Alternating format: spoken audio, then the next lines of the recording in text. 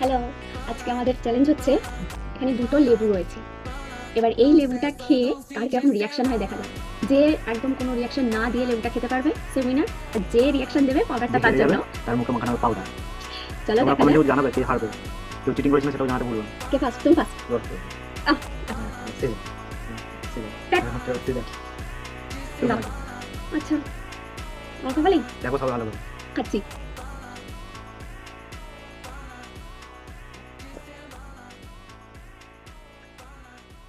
পুরো খেয়ে নিচ্ছি। না চোখে চোখ মুখে গেছে। কিচ্ছু হয়নি, কিছুই হয়নি। খাও খাও খাও খাও খাও খাও খাও খাও খাও।